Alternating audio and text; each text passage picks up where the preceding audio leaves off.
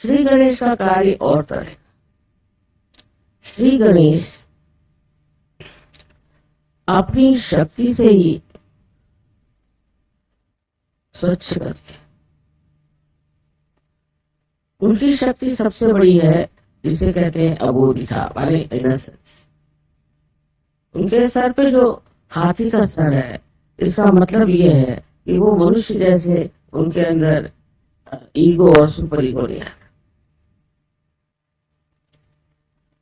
और वो बच्चे, इसको कहना चाहिए इटर्नल चाइल्ड। और उनका अवतरण इस संसार में जीसस क्राइस्ट, ईसा मसीह के नाम से हो। अब इसकी हम लोगों ने साइंस से हर प्रकार का अनुमान लगा। वो ऐसे कि मैंने कहा था कि श्री गणेश एक शक्ति है, निराकार में और साकार में वो श्री गणेश जैसे दिखाई। इसका मतलब ये कि हमारे यहाँ अगर भूलापन, सादगी हो, सरलता हो, निष्पाप हो, ऐसे निर्मल अंतःकरण के अंदर श्री गणेश की जागृति हो गई।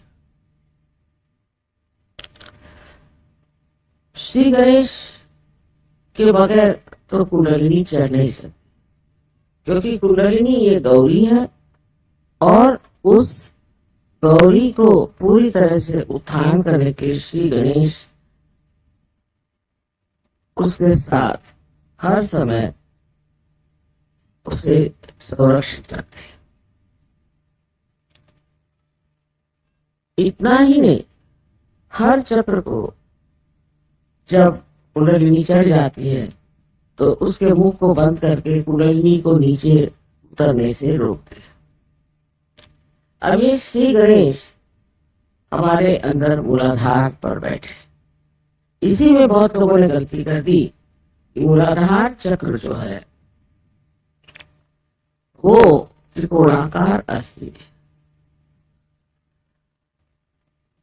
ये बहुत बड़ी गलती है। मूलाधार में सिर्फ कुंडलिनी है और मूलाधार से नीचे मूलाधार चक्र है। मूलाधार चक्र, उस पर श्री गणेश बसते और उनके कार्य क्या क्या हैं ये तो आप लोग सब जानते। आपने हमारे फोटो देखे हैं, ये हमारे पीछे श्री गणेश खड़े हैं और हमारे ऊपर भी श्री गणेश। इसी प्रकार हर देवता के लिए हो सकता, लेकिन श्री गणेश की शक्ति जो पवित्रता की है, मैं जरूर कहूंगी कि हिंदुस्तान में इसके मामले में सब लोग जानते हैं कि हमको पवित्र रहना चाहिए। परदेश में नहीं, परदेशियों को तो पहले म्लेच्छ कहते थे, पर जिनको मल की ही इच्छा है और श्री गणेश निर्मल है। हिंदुस्तानियों में निर्मलता की इच्छा बहुत है, और नहीं भी हो तो भी कम से कम इसका ढोंग तो करते हैं। इसी ढोंगीपना से कम ये फायदा है कि एक मनुष्य में जो खराबियां हैं वो ढोंगी है तो उसकी खराबियां समाज में नहीं फैलती। लेकिन विदेश में तो वो सोचते हैं कि जो ये खराबियां हैं ये तो बड़ा भारी कोई हम आवाहन लिए हुए हैं और बड़ा भारी हम कार्य कर।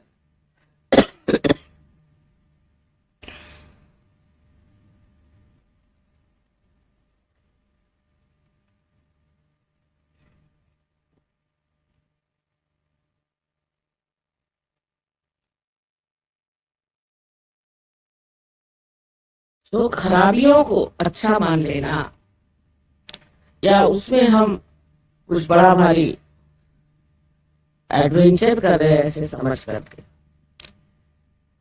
उसमें रता रहना, ये हम लोगों के हिसाब से तो बेवकूफी। लेकिन अगर आप अमेरिका जाए तो आपको पता हो जाएगा कि वहां गणेश जी है ये नहीं, तो माने ये कि वो विचार ही नहीं रहे। अब जब उसके दुष्परिणाम दिखाने लगे, जब उसका नुकसान दिखाने लगे, तब वो सोचते हैं कि नहीं, हमें तो निष्पाप होना चाहिए और हमें सफाई रखनी चाहिए, आदि बातें करते, और उसका अब असर वहां नहीं है। सहजों के सिवा वो लोग भी नहीं बदल सकते। लेकिन आप लोगों के पास तो ये संपत्ति है, और वहां के लोगों को देखा जाए तो उसके मुकाबले में यहाँ भी बहुत से लोग हैं जो गंदे रास्ते पर चलते हैं, गंदे काम करते हैं, पर छिपा कर करते, खुलेआम। मतलब वो जानते हैं कि इस चीज से समाज हमारी प्रशंसा नहीं करेगा और हमें दूर रखेगा। विशेषकर जो लोग बाहर होके आए हैं उनमें ये दोष पाया जाता है, बड़े चरित्रहीन होते हैं, और इस चरित्रहीनता को वो बड़ी भारी अपनी कमाल समझते हैं और सोचते हैं कि इसमें तो खास हम कोई तो भी बहुत सुंदर है या हमारे अंदर कोई तो भी विशेषता है, इस प्रकार का आरोपण करके अपने को बहुत ऊंचा समझने लगता है। अबोधिता की जो शक्ति है वो ये कि सबसे बड़ी शक्ति ये है कि वो अबोध है। माने ये कि उसके अंदर किसी भी तरह की खराबी, कोई किलमिश उसके अंदर दिमाग में नहीं, वो बिल्कुल साफ सुथरा इंसान है। ईसा मसीह ने कहा था कि जब तुम्हारे उत्थान का समय आएगा तब तुम बच्चों जैसे हो जाओ। उस वक्त और भी शक्तियां जो गणेश जी की हैं वो छोड़ करके वो सिर्फ आप में वो अबोधिता भर देते हैं जिसके सहारे आप अपना आत्म साक्षात्कार प्राप्त कर। अब किसी बुद्धिमान मनुष्य से बात करें जो बुद्धि पुरस्सर है, वो यही नहीं समझ पाता कि गणेश जी ही कैसे हमारे देवता है। तो समझाने की बात ऐसी है कि जब तक आप सूक्ष्म नहीं उतरेंगे आप समझ नहीं पाएंगे कि आपके अंदर ये सब देवताएं हैं। श्री गणेश के 4 हाथ है। मैंने बताया था कि कार्बन एटम के भी 4, उसकी भी 4 वैलेंसीज, इनके भी 4 हाथ है। निराकार में जब आप उनको लेफ्ट साइड में देखते हैं तो आपको वो स्वस्तिक के रूप में दिखाई देते। कार्बन एटम को मैंने कहा कि उसका फोटो उतार के और उसके 3 एंगल से आप फोटो लीजिए। फिर आप जब राइट साइड में उसे देखते हैं तो वो ओंकार दिखाई देते, बहुत से ओंकार, जितने कार्बन एटम है वो ओंकार ओंकार ओंकार ऐसे दिखाई देते। और नीचे से ऊपर की तरफ देखें तो जो ग्रीक में अल्फा और ओमेगा, जो 2 संकेत इस्तेमाल होते हैं, वो दिखाई देते। ईसा मसीह ने कहा था मैं अल्फा और ओमेगा, अल्फा माने शुरुआत और ओमेगा माने अंत। और उसके जो सिंबल्स बने हुए हैं वही सिंबल्स आपको बिल्कुल दिखाई देंगे। इन्होंने इस पर काम किया। मैं जो कुछ कहती हूँ उस पर विदेश में लोग एकदम बड़े जोर से लग करके उसका पता लगा के। तो उन्होंने देखा कि जब ये कार्बन एटम का उन्होंने फोटो लिया 3 एंगल से, तो बराबर ये तीनों चीजें भी। अब इससे सिद्ध हो गया कि ईसा मसीह जो थे, जो अल्फा और ओमेगा बन गए, वही श्री गणेश, वही ओंकार और वही स्वस्तिक। अब हिटलर ने भी स्वस्तिक इस्तेमाल किया, तो मेरे ख्याल से ये दलाई लामा वगैरह लोगों ने बताया, तो उन्होंने कहा अच्छा स्वस्तिक लगाओ। स्वस्तिक